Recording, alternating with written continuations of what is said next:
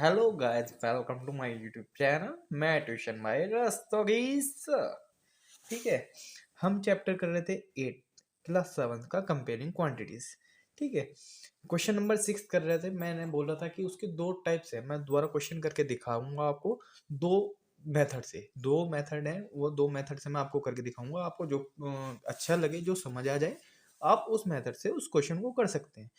ठीक है, चैप्टर को स्टार्ट करने से पहले अगर आपने मेरे चैनल को सब्सक्राइब नहीं किया तो प्लीज़ चैनल को सब्सक्राइब कर दीजिए और शेयर करिए, मेरे वीडियोस को लाइक करिए, जिससे कि मेरी ज़्यादा से ज़्यादा वीडियो को शेयर करने से सब लोग सब बच्चों के पास पहुंच सकती है, जिससे कि मेरे को फीडबैक मिले। ठीक है, अब हम चलते हैं एक्सरसाइज 8.3 का क्वेश्चन नंबर 6। ठीक है, मैंने क्वेश्चन नंबर 6 लिख रखा है। उसमें सेलिंग प्राइस आपको गिवन है 13,500। आपको लॉस आपको गिवन है 20% का। मैंने जैसे आपको एक फॉर्मूला बताया था, S P equals to C P one minus loss. क्योंकि लॉस दिया हुआ है तो लॉस का फॉर्मूला लगेगा, अगर प्रॉफिट होता तो प्रॉफिट का फॉर्मूला लगता। हमारे लॉस है तो हमने ये लॉस का फॉर्मूला लगा दिया। ठीक है, अब यहाँ पे देखो, आपको सेलिंग प्राइस गिवन है, एसपी गिवन है, सीपी आपको निकालना है, कॉस्ट प्राइस आपको निकालना है। मतलब इस क्वेश्चन में क्या बोल रहा था, इस क्वेश्चन में आपको ये बोला गया था कि जूही ने एक वॉशिंग मशीन बेची थी 13,500 में, और वो कितने परसेंट की लॉस पे बेची थी? 20%। तो हमें उसका एक्चुअल प्राइस निकालना था। वो कितनी की बेचना चाह रही थी, पहले कितने की बेचना चाह रही थी, वो 20% लेस उसने बेची है। तो हमें सीपी निकालना कि पहले क्या प्राइस था। ठीक है, उसे निकालने के लिए हमें एसपी है जो उसने सेलिंग प्राइस करा है। सेलिंग प्राइस कितनी है? 13,500। हम वो लिख देंगे। इक्वल्स टू सीपी हमें पता नहीं, सीपी ऐसे लिख देंगे। वन माइनस लॉस कितना है? 20% थे, तो हमने परसेंट का साइन हटा के 100 लिख दिया। तो 20/100 लिख सकते हैं हम इसे। जीरो से जीरो कैंसिल आउट हो गया। 2 1 2, 2 5 10। ठीक है, हम इसे क्या लिख सकते हैं? देखो, अभी हमें सीपी निकालना है। सीपी के साथ एक्स्ट्रा क्या चीज है? ये चीज है, हमें इसे याद रखना। अगर ये एडिशन हो रही होती तो इधर लेके साइन चेंज होते, अगर मल्टीप्लाई में तो इसके अपाउंट में लेके जाते हैं दूसरी चीज के। तो हम इसको सीपी निकालना है हमें। CP equals to 13,500 divided by क्या आएगा? 1 माइनस, ये कितना कटा था? 1/5 आया था, 1/5 इस टाइप से आ गया। अब इनकी एलसीएम निकालोगे तो क्या आ जाएगा? 13,500 अपॉन एलसीएम, यहाँ पे 1 लिया तो कितना आ गया? 5 आया। यहाँ पे 1 से 5 कितनी बार जा रहा है? 5 टाइम्स जा रहा है। उससे ऊपर वाली की मल्टीप्लाई कर दो। 5 टाइम्स आया, 5 आया। 5 से 5 कितनी बार जा रहा है? 1 टाइम्स जा रहा है, तो 1 इंटू 1 1। ये आ गया आपका। 5 में से 1 जाएगा, कितना आएगा? 4 आएगा। तो हम इसको इस टाइप से लिखेंगे ना, 13,500 इंटू 5 अपॉन 4। क्योंकि 5 में से 1 गया 4, और ये 5 कहाँ जाएगा? ऊपर जाएगा, तो 5 ऊपर आ गया। अब 4 से हम इसे 2 से करते हैं। 2 2 4, 2 6 12, 2 7 14, 2 5 10, और 0 का 0। फिर 2 से कैंसिल आउट हो रहा है। 2 3 6, 2 3 6, 2 7 2 5 तो अब आपके क्या रिजल्ट निकला? 1375 इंटू 5। तो इसका जब आप मल्टीप्लाई करोगे, 5 5 25, कैरी 2, 5 7 35 और 2 37, कैरी 2, 5 3 15, 15 और 3 18, कैरी 1, 15 और 5 3 15 और 1 16। तो 16,875 रुपीज की उसकी सीपी थी। मतलब सीपी कितना आ गया? ₹16,875। मतलब उसकी एक्चुअल वैल्यू ये थी, लेकिन उसने 20% इससे लेस बेचा। तो उसने कितने का बेचा था? 13,500 का बेचा था। तो हमें पता चल गया उसका कितने परसेंट लॉस से बेचा। हम दोनों का डिफरेंस भी निकाल सकते हैं, लेकिन उसने बोला, डायरेक्ट बोला भाई 20% लेस बेचा है। हमें क्या निकालना था? उसकी एक्चुअल प्राइस निकालनी थी। हमने एक्चुअल प्राइस निकाल दी। ये तो हो गया हमारा फर्स्ट मेथड। अब हम करते हैं सेकंड मेथड।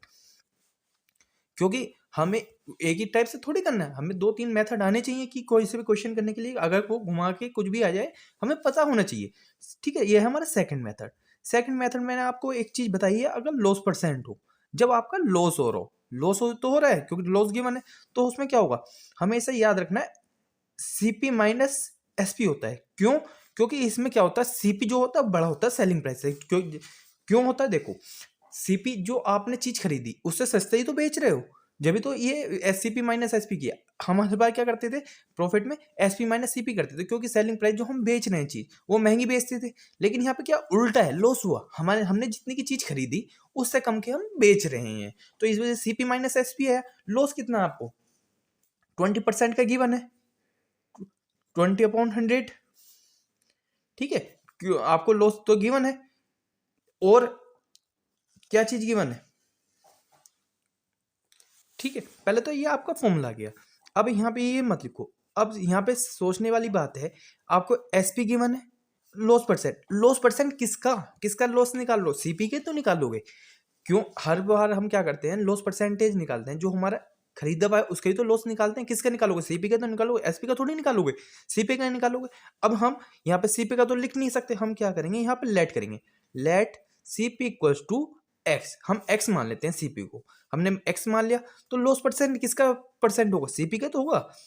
क्या लिखेंगे हम, loss percent of CP, CP का तो लॉस परसेंट निकालने equals to CP minus SP, CP minus SP, जो जनरली कॉस्ट प्राइस जो होगा वो बड़ा होगा सेलिंग प्राइस से, ये हमने लिख दिया। लॉस परसेंट कितना है 20% है, किसका, सीपी का हमने एक्स माना है तो 20 ये आ गया। सीपी कितना हमारा एक्स है, माइनस एसपी कितना है 13,500, ये हमारा गिवन है। ठीक है, 20 से 100 कितनी बार जाएगा, 1/5 टाइम्स जाएगा। अब यहाँ देखो ये भी x की क्वांटिटी है, ये भी x की क्वांटिटी। अब यहाँ पे प्लस देखो, यहाँ दो चीज का एडिशन सब्ट्रैक्शन हो रहा है, ये x प्लस का है, ये माइनस का है। अब इसके अपॉन में नहीं लेके जाएंगे, क्यों, क्योंकि हमें यहाँ पे x की क्वांटिटी दिख रही है और ये प्लस दो चीज जुड़ रही है, माइनस हो रही है, तो हम इसे उठा के इधर लेके जाएंगे। तो अब यहाँ पे किस चीज का साइन है, इसमें प्लस का है, जब इधर जाएगा तो किस चीज का हो जाएगा, माइनस का हो जाएगा ना।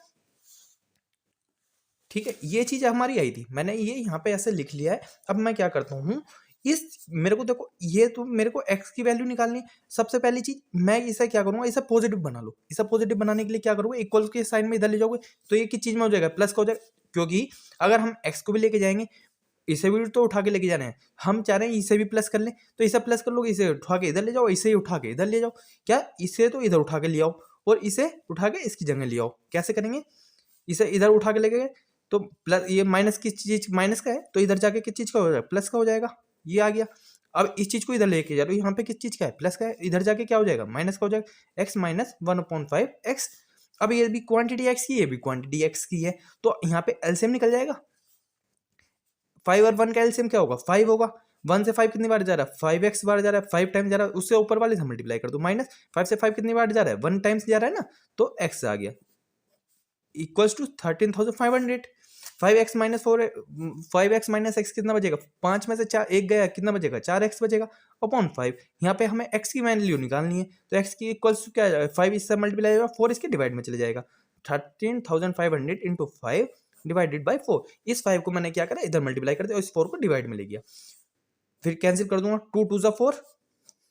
मैंने अभी कट किया था, ये पूरा कैंसिल करके 1375 आया था, मैंने डायरेक्ट लिख दिया। अभी इससे पिछले बार दिखाया था, तो आप कैलकुलेट करोगे रुपीज 16,875 ही आएगा।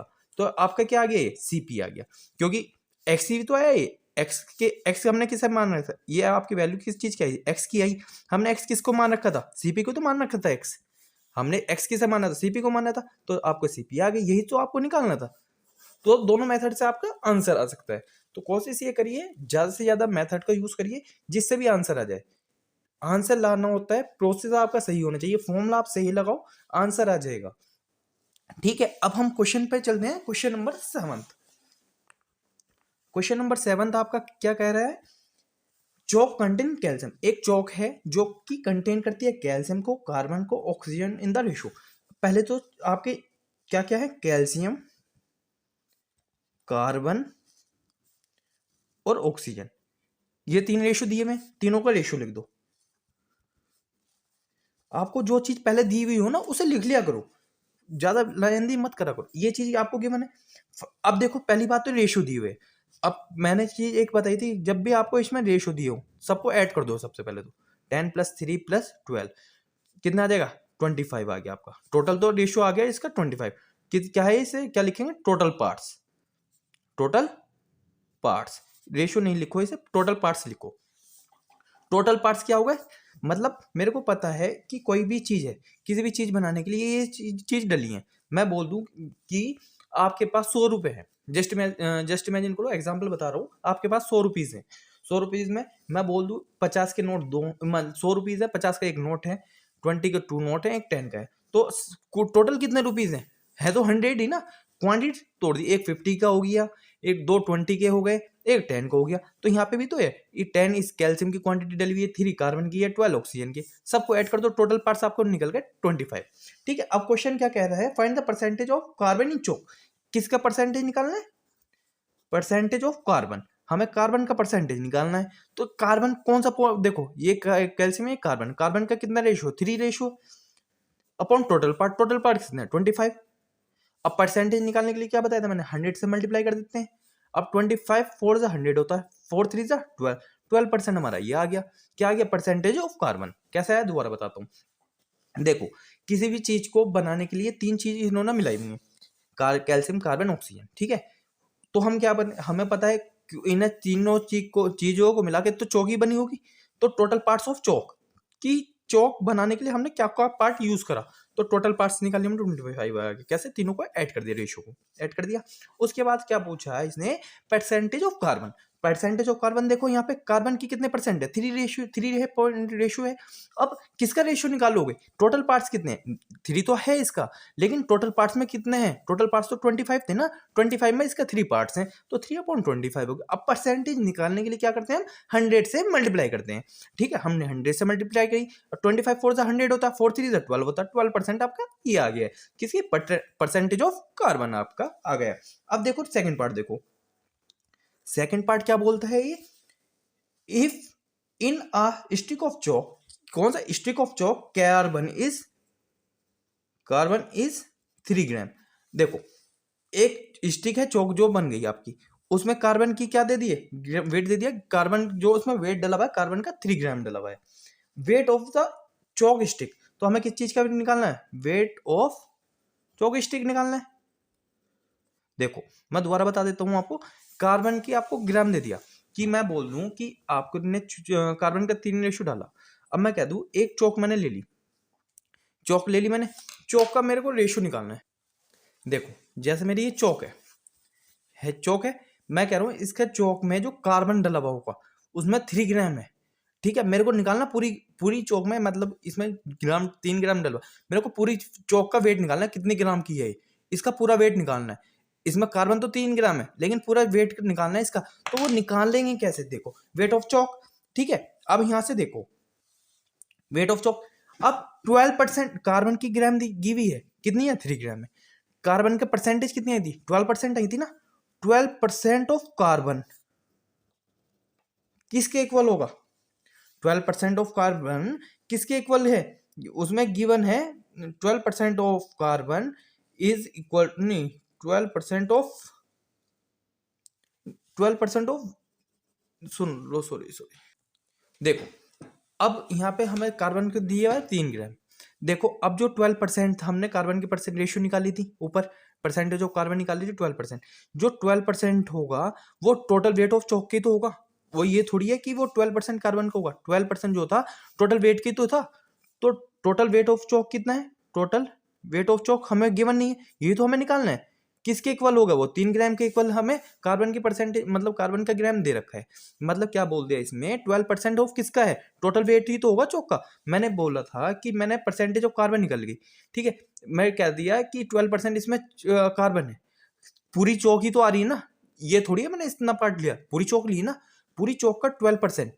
ठीक है, इक्वल्स टू मेरे को कार्बन का ग्राम दे रखा है, तो 12%। अब मेरे को टोटल वेट तो नहीं पता, मैं क्या लिखूंगा, टोटल वेट इधर 12% को कैसे लिखता हूँ, 12/100 लिख सकता हूँ, into total weight of chalk. चलो मैं दोबारा काट के दोबारा बताता हूँ। देखो सेकंड पार्ट देखो दोबारा, आपको क्या है, कार्बन वेट, कार्बन का वेट कितना है 3 ग्राम आपको गिवन है। ठीक है, 12% आपका क्या दिया है, 12% आपने निकाला, टोटल वेट ही तो होगा चौक का, क्योंकि इसमें मैंने बताया था कि चौक की ग्राम दी हुई है, मैंने परसेंटेज निकाली कि पूरी चौक में कितने ग्राम है, 12% कार्बन है, तो 12% किसका होगा, टोटल वेट ही तो होगा, टोटल वेट ऑफ चौक। हमें वेट ही तो हमें वेट निकालना है कितना है, और कार्बन का वेट कितना है 3 ग्राम, जिस चीज का गिवन है वो लिख दो इक्वल है। तो 12% का साइन हटाने के लिए क्या करेंगे, 12/100 कर देंगे into total weight. Total weight मेरे को निकालना है इक्वल्स टू 3, मैंने ऐसे लिख दिया। अब ये चीज मेरे को निकालनी है, ये दोनों चीज मल्टीप्लाई में, एक्स्ट्रा क्या चीज है 12/100 फालतू है ना इसके लिए, तो मैं क्या करूंगा टोटल